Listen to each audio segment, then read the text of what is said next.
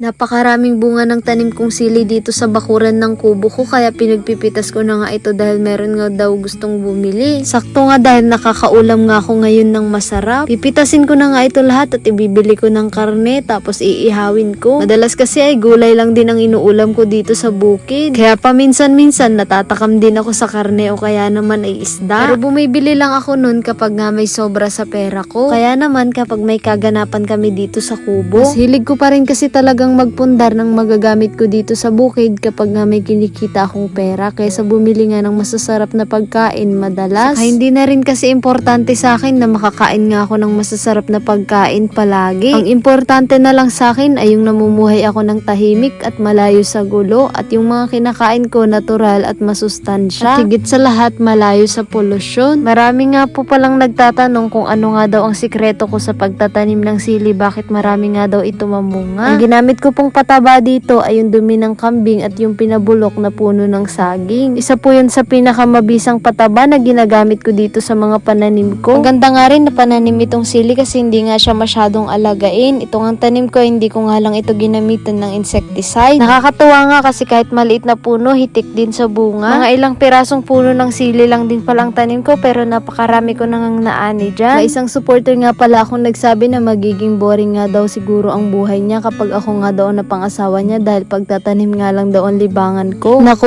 wag po kayong mag-alala dahil kahit ako hindi ko naman gugustuhin yung taong hindi magiging masaya sa kung anong meron lang ako at sa kung ano lang ako. Kasi sa totoo lang masaya na talaga ako sa ganitong buhay ko. Saka ilang taon na rin naman akong namumuhay ng mag-isa kaya sanay lang ako maging masaya sa ganitong buhay ko. At eto nga, dinala ko na rin yung sili dito sa baryo para ipagbili dito sa tindahan. Nagmerienda nga din pala muna ako dito habang naghihintay ng bibili ng sili dahil nagutom nga rin ako. Napakaganda nga nitong mga ani kong sili dahil kahit hindi ko nga ginamitan ng insecticide yan ay talagang wala ngang may sira sa kanila. Sa mga nagtatanong nga po pala kung magkano nga raw ang benta ko ng ganitong sili, ang bentahan po kasi nito dito sa amin sa palengke ay 60 pesos per kilo pero ibebenta ko nga lang ito ng 35 pesos per kilo. Ganun ko nga lang kamura ibinenta dahil sariling tanim ko naman ito at hindi ko naman ginastusan sa pag-aalaga hanggang sa mamunga na sila. Siyempre para kumita na din yung pinagbentahan ko. Marami nga palang nagko-comment sa video ko na napakamahal nga daw ng ganitong sili sa lugar nila. Yung 2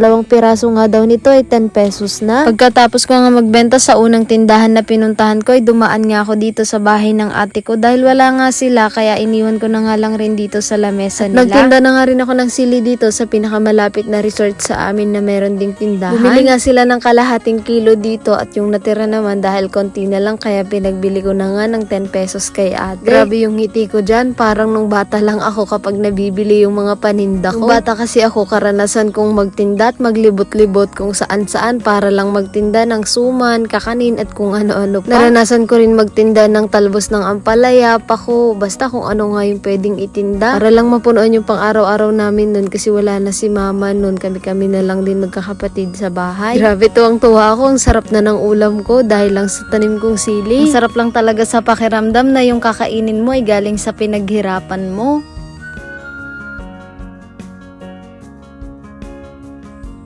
Dumiretso na nga rin pala ako dito sa flowing para maligo dahil naulanan nga ako para iwas nga sakit at tinugasan ko na nga din tuloy itong karne.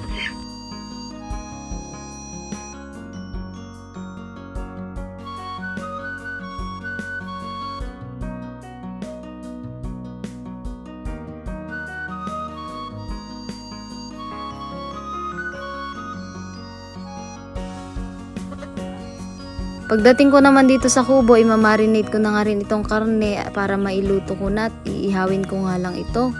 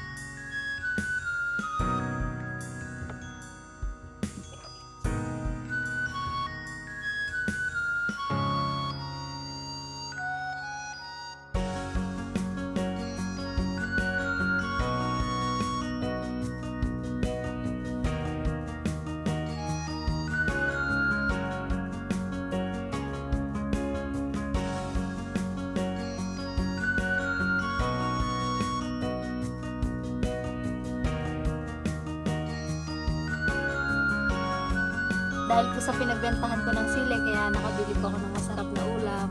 Thank you Lord sa blessing.